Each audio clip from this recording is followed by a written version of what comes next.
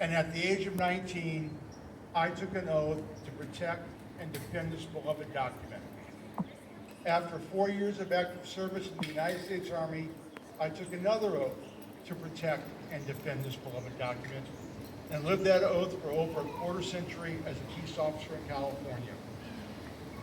The Constitution was first written in 1777, and after a hard labor, was finally born and ratified in March 1781.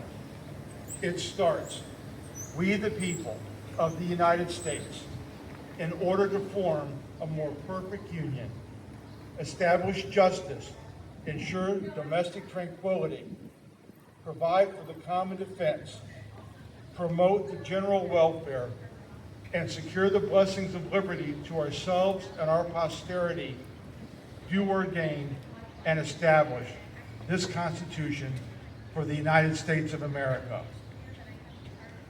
The Constitution is a social contract that states that power arises from the people and protects the rights of individuals. It also defines the responsibilities and the limitations on power given to all three branches of government. President Trump and his minions have attacked the constitutional limits of executive power since his swearing in. He has attacked the supremacy of the courts and their responsibility to decide which actions are within the scope of the Constitution. He has attacked the role of the legislature and their sole responsibility of the spending of money. He has killed the Constitution by the death of 1,000 cuts.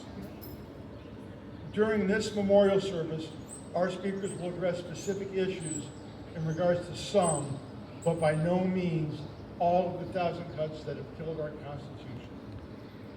The United States Constitution, conceived June 1777, born March 1st, 1781, died on Memorial Day, May 25th, 2025. Will you please bow your heads now in a moment of silent reflection?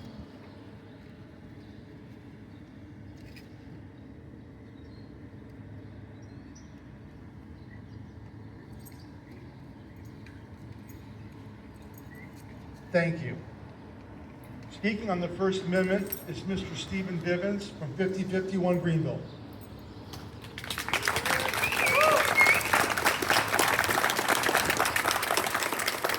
Good morning. I'm Steve, I'm nobody. I'm an American. That's my introduction. At this very moment in time, 80 years ago, 2 million American soldiers were poised on a razor's edge, gazing over a churning channel, spring-loaded, waiting for an order to strike. On June 5th, 1945, late in the evening, the order was given. By the dawn of the 6th, thousands of them had already dropped behind enemy lines, many of them to their death. Many more thousands would die as they stormed the beaches of Utah and Omaha to wrench a beachhead from a foe determined to drive them back into the sea. Why? Why would so many men risk everything, many of them paying the ultimate price? Freedom is why. They believed in an ideal that all were created equal, that all should have the right to life, liberty, and the pursuit of happiness. They had all sworn an oath to a then seemingly ancient document founded upon those very ideals, the Constitution of the United States of America. On the other side of that swirling channel, one weak, hateful, fearful man had a different vision, that only one people deserved to live free, that he alone should hold power over the entire world. Thanks to the dedication and sacrifice of those young Americans, that pathetic boy tyrant was defeated, his ashes blown to the wind. They refused to go silently into Hitler's dark night. Today, we face a more dire threat, and I mean it's more dire. Not from a foreign tyrant, but here in our own country. Donald J. Trump, the wannabe boy tyrant and occupant of the White House, also swore an oath to that same Constitution. He never intended to uphold that oath. We know that. He thinks those men, long dead patriots who crushed Hitler, were suckers and losers. His words, not mine. He said this while standing over their very graves in Normandy, while crawling away to the comfort of his dry limousine, too pathetic to stand in the rain to honor their bones. We are here to honor them and the Constitution which Trump wishes to burn. It is appropriate that we begin this short series of speeches with the very First Amendment to that sacred, if sometimes flawed, document. Here's what it says, quote, "Congress shall make no law respecting an establishment of religion or prohibiting the free exercise thereof, or abridging the freedom of speech, or of the press, or the right of people peaceably to assemble and to petition the government for a redress of grievances," unquote. The First Amendment to the Constitution of the United States of America, born December 15th, 1791. If Trump had his way, he would bury this amendment today, May 26, 2025. Trump and his regime are systematically attempting to eradicate our rights, beginning with this very First Amendment. What does he and his butt-licking sycophants wish to do? Establish one religion, a twisted, perverted, hellish version of so-called Christianity. My mother and father are retired ministers. They have never voted for him and repudiate his version of Christ's message. It is sick, hateful, fearful, and has nothing whatsoever to do with Jesus, who would run them out of town with a bullwhip. Trump would like to arrest everyone here today and prevent us from assembling peaceably, label us as terrorists. But we shall not go silently into that dark night. Trump is attacking the freedom of the press. Fake news, he says, if they disagree with it. Some news outlets are cowing in fear. Shame on them. And fuck on to all the brave journalists who are standing up and telling him to fuck off. Woo! They shall not go silent. Every one of these assaults are attempts to abridge our freedom of speech. He thinks that if he arrests me or you or our elected representatives, that we will run in fear and quit. Will you quit? No! Will you run away? No! Did those men on Omaha Beach run away? No! Fuck no. We are going nowhere. We shall not lie down. We shall stand up. We shall speak up. We shall not stop. We shall not tire. We shall resurrect our right to speech. We shall tell Donald J. Trump and his MAGA Nazis to go to hell. We shall not go silently into his dark night.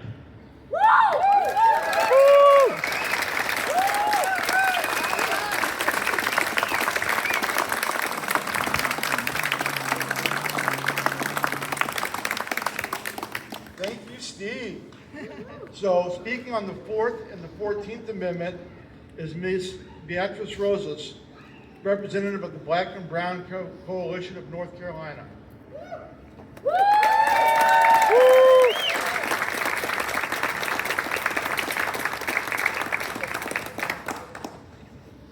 a little person. But, I thank you so much for having me here today. And I want to speak a little bit on something that obviously touches me personally and my community. So before I even go into the speech, I want to thank you all for being here today. Not long ago, I was here right after the shooting of my home. So that's why I'm here today. Because during that shooting of my home, when the Nash County Sheriff's Office shot into my home, they killed my cousin in my backyard. So I came here to your town, to these very steps, and I spoke up, trying to prevent a second Trump administration from happening. So I'm here today to hopefully end it and prevent a third. So with that, I speak on no due process, no peace, and it equals no justice for me and my people and this community, this nation, across this nation today. Memorial Day and Mother's Day was different for all of us. Today is Memorial Day, I understand. But just 2 weeks ago, we honored Mother's Day. May 11th here in the United States and in my country, it was on May the 10th. But we're not gathered here to celebrate. We're gathered here to mourn our sons, to mourn our mother's cries, to mourn the death of the Constitution. Because this is not what our veterans died for. This is not what our ancestors endured for. This is not the America they dreamed we intend to inherit. Across this country, mothers are crying. Children are lost. Families are torn apart because there's no due process. You can see it. It's in your TV every day. What is due process? The Constitution, this sacred document, says, no person shall be deprived of life, liberty, or property without due process of law. Due process is not just legal jargon. It is the promise that everyone, citizen or not, black or brown, has the right to be seen, to be heard, to be alive.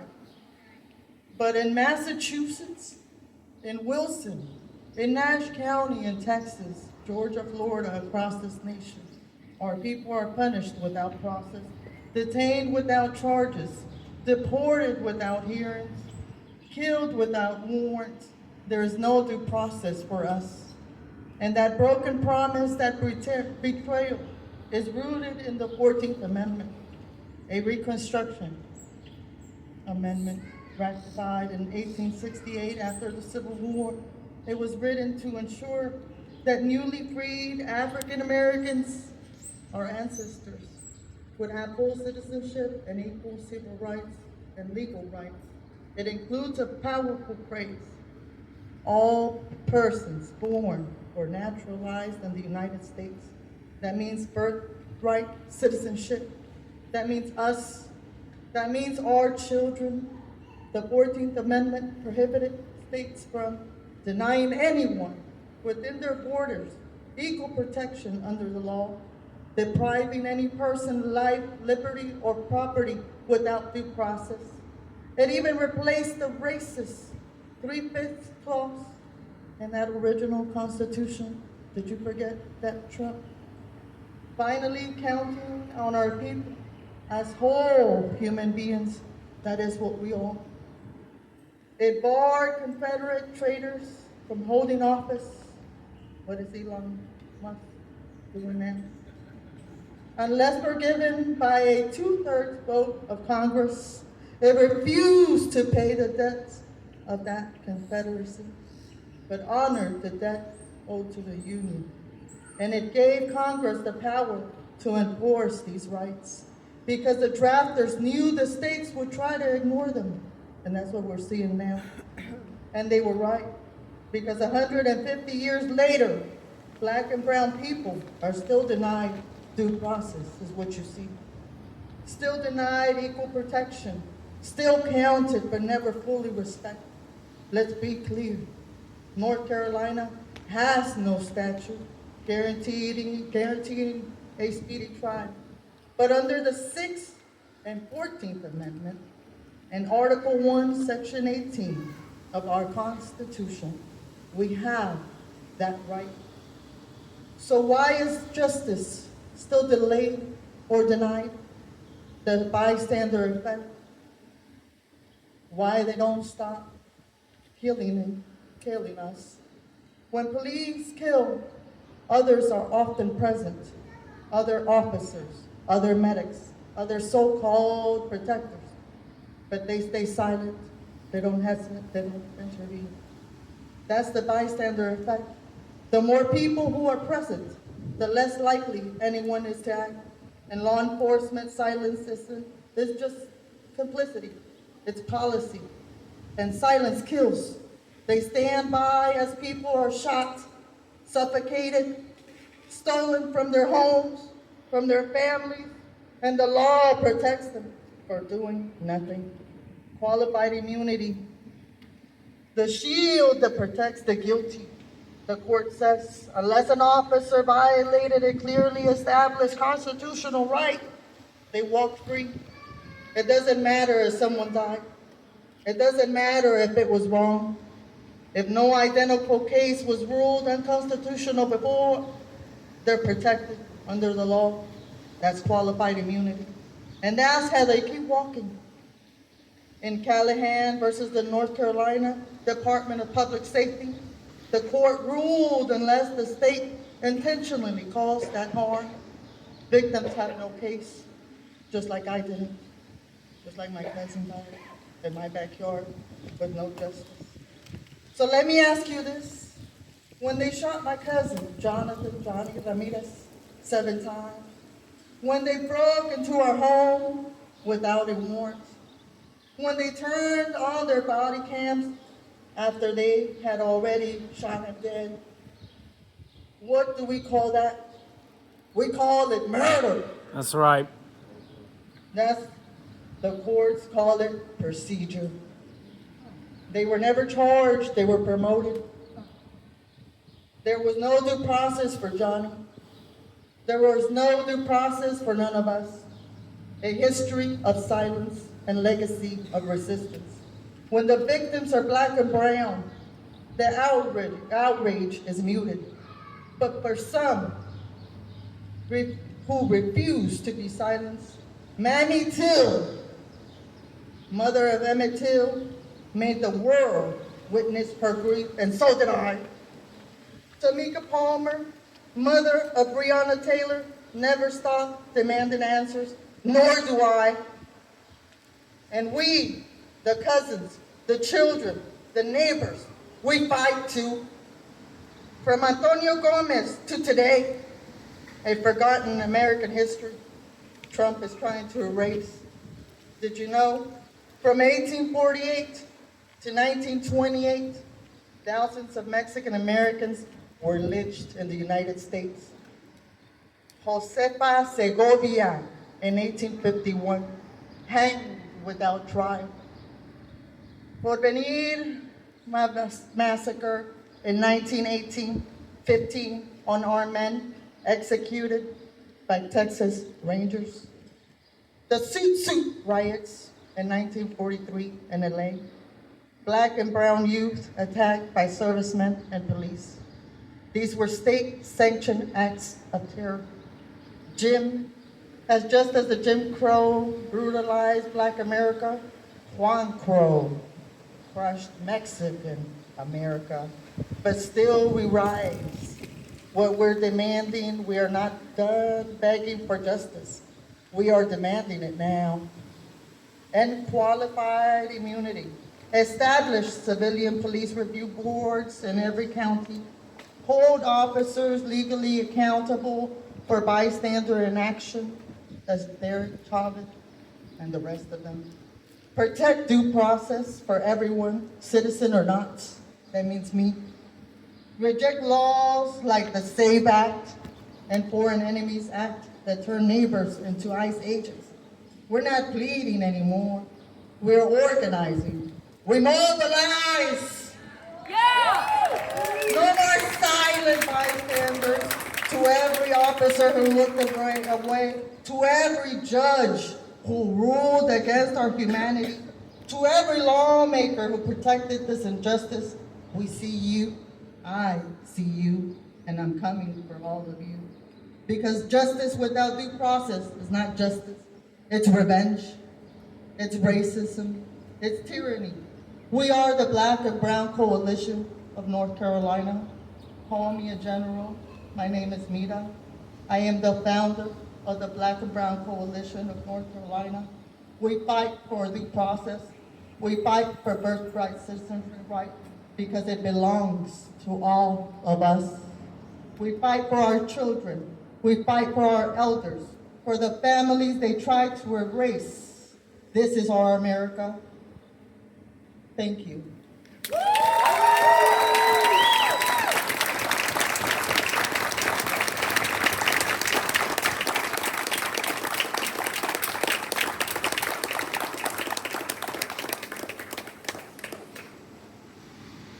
Our next speaker is a really brave young man. It's Michael Turner. He's a junior at Nash Senior High School in Nash, and he'll be speaking on the Fifth Amendment. Thank you, Michael.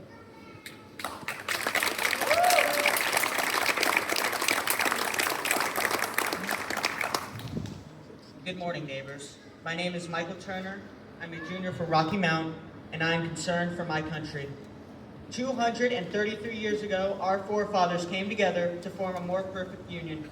Together they formed a Bill of Rights, which protected the liberty of those under the jurisdiction of our great nation, and together outlined the restrictions of our government to ensure that these unalienable rights were never again encroached upon. Alongside 9 other amendments of near equal importance stood our Fifth Amendment, reading, "No person shall be deprived of life, liberty, or property without due process of law."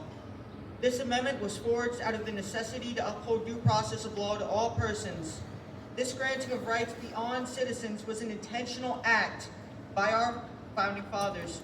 Its implementation evident in those such as John Adams, who defended the British soldiers in the Boston Massacre, not because he agreed with them, but because of the sacred values he himself believed in, or in those such as John Adams, who framed much of what would become our Fifth Amendment. Our forefathers maintained that all people of all descent or origin were entitled to this God-given right, and that to violate it would be to trample upon the founding principles of this country. Today, however, the desires of these men have been ignored and cast aside in favor of pursuing a malicious and corrupt justice system, one that ignores due process, refuses to right wrongs, and actively slanders and mocks those of which it is brutalized. The actions taken by Trump and his administration have sent a clear precedent moving forward, one that ensures civil resistance is crushed and that those accused of being here illegally are offered no hearing. Trump's administration has increased surveillance of protesters in conjunction with labeling those who dare to speak out against genocide as terrorists and terrorist sympathizers. The founding principles of our once great nation have been totally and utterly ignored, and it is required that we remember the names of those affected to fight to preserve the values that we and those before us have hold sacred to us. We must remember those such as Abrego Garcia, kidnapped in front of his own family and illegally detained at the Seacot concentration camp in El Salvador, even though he had obtained legal refuge from gang violence. We must also remember the name of Rumeysa Ozturk, who criticized the actions of Israel regarding the ongoing genocide in Palestine. She was detained by ICE for 45 days after being labeled a terrorist supporter, and only recently has been released. These breaches of our right to due process are, as of right now, heavily targeted against immigrants, those who entered our country with many of the same values we hold dear to our identity. We must ask ourselves, if we stand idly by as our brothers and sisters are persecuted for the crime of simply using their voice or being different, who will this administration come for next? And who will be left to stop them when they come for us next? The administration has already attacked the judiciary branch in an attempt to invalidate its effort to uphold due process of law. We cannot kneel as this happens. We must rise as those with a distinct moral clarity have time and time again done. We must follow in the footsteps of those who rose when our nation was attacked on September 11th. In the footsteps of a man who in my own home city first announced to the world that he had a dream. In the footsteps of those who rose up against authoritarianism and genocide when our nation was suddenly and deliberately attacked. And in the footsteps of those who found that all men were created equal. I speak here today as an American, a Christian, and a patriot, and recognize that I do not believe in these values despite my identity, but rather because of it. We must resist the increasing violations of our rights by using our voices and our numbers to fight the increasing threat the administration poses to our Constitution, or allow this injustice to spread to all aspects of our society. We stand here today to mourn the loss of our Fifth Amendment, ratified December 15th, 1791, and died May 26, 2025, and hope that it may one day be returned to those it was created to serve. Thank you.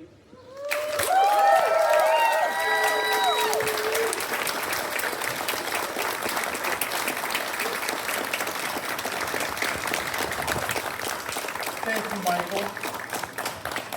Our next speaker is a Navy veteran.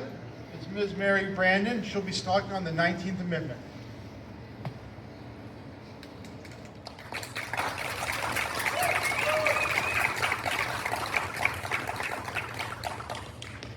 Amendment 19, born 1876, ratified 1920. Women's right to vote and struggling to survive in 2025.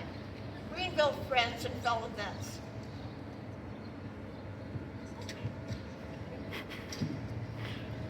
On this Memorial Day, we're gathered to honor our military members who gave their lives for our nation and for our Constitution. We're also here to mourn how much damage has been made to our Constitution and our amendments. My name is Mary Brandon, and I am a proud Navy woman veteran of over 15 years of active service.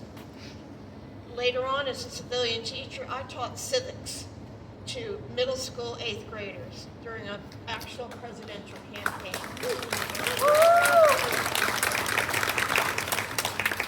I emphasized our rights, conducted a mock presidential election, and the good candidate won, but not in the election. Sad. I actively participate in every federal and state election, and I encourage everyone to be registered and vote. Yeah. I can vote because the 19th Amendment to the Constitution of women's right to vote was approved by Congress on June 4th of 1919 and was passed into law on August 18th of 1920 with the support of President Woodrow Wilson. The Secretary of State, Bainbridge Colby, ratified the 19th Amendment on August 26, 1920. To achieve this right into law, many women suffragettes like Susan B. Anthony, Sojourner Truth, Alice Paul, and Elizabeth Cady Stack organized and participated in protest marches, were jailed and still protested, constantly lobbied Congress, and wrote and published their articles promoting women's right to vote and practiced civil disobedience for decades. These women won our right to vote, ladies, won our right. And we're not giving it up.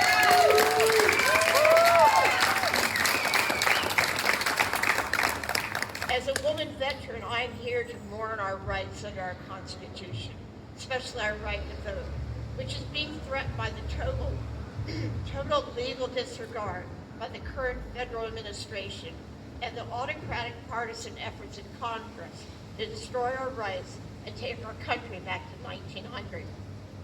The 19th Amendment prohibits the states from denying the vote on the basis of sex, women. Congress should have the power to enforce this right by appropriate legislation. Is it happening? I'm not sure. I want to note that the 15th Amendment gave the right to vote to men of all races in 1870, even though most non-white male citizens had to fight in the southern states for access to use their voting rights because of discriminatory regulations. Civil rights protest actions over the late 50s and 60s brought forth the passage of the Voting Rights Act of 1965, which legally secured voting rights for adult citizens of all races and genders in the federal law under the presidency of Lyndon B. Johnson. Now, the current Trump administration is pushing partisan changes to voting regulations by mandatory requiring the real ID presented by citizens at the polls or their U.S. passport that allow a person to vote based on their U.S. citizenship and birthright. And they want to take away birthright? I don't think so.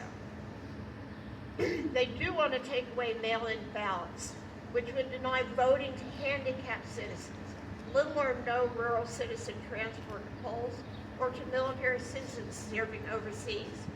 Our birthright citizen is questioned by Trump. Our Supreme Court is even confused. I refuse to go back and give up our voting rights in our nation and what I can or can't do as a U.S. citizen. I will be fighting for the next 4 years and always as needed. Stand with us.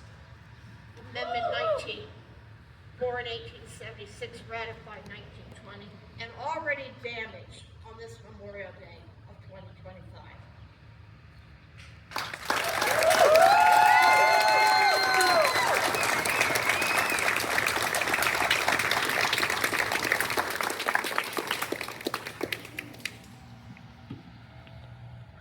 Okay, thank you, Mary. Great speech.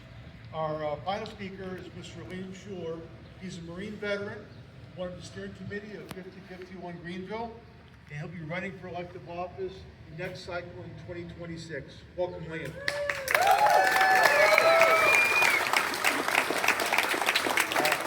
Good morning, everybody. So I'm going to be a little different than everyone else. I'm not going to be speaking on the amendments. I'm going to be speaking to you about the military and our veterans. But I need some help. If you're a child of the military veteran, can you please raise your hand? Thank you.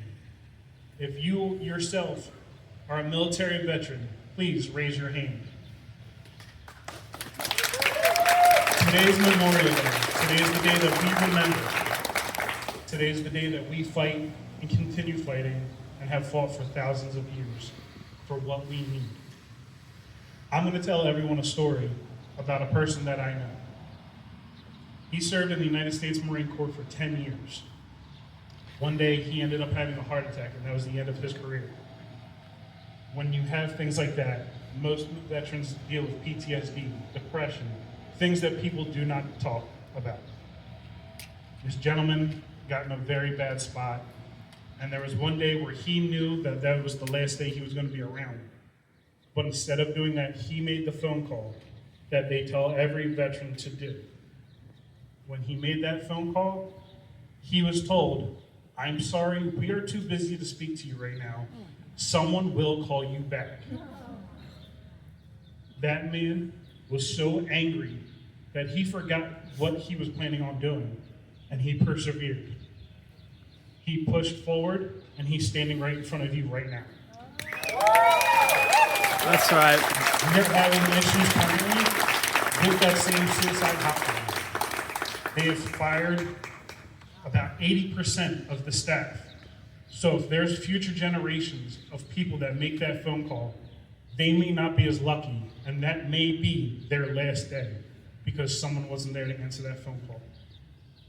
We are having so many problems with this administration, as everyone knows, going against the veterans, going against the people, doing everything they can to make sure they are the only people that make it.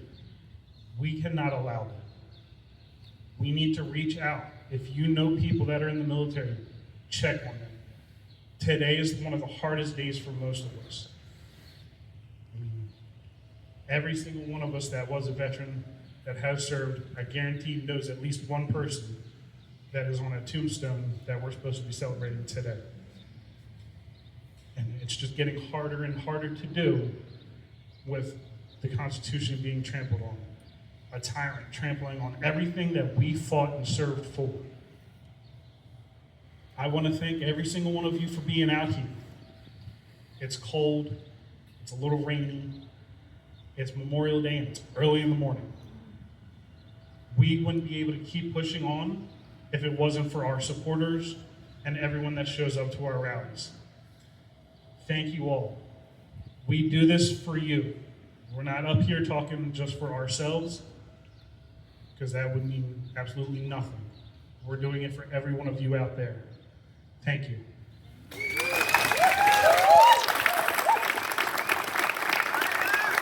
Thank you, Liam. I'd like to say thank you to other folks here. We have a couple medics on site that are part of the 5051 Veterans Group. Thank you, Joe, and your other half. We have representatives from North of the River Association and Down Home, North Carolina present. They've helped advertise our event and participating with us. Thank you for joining us, gentlemen.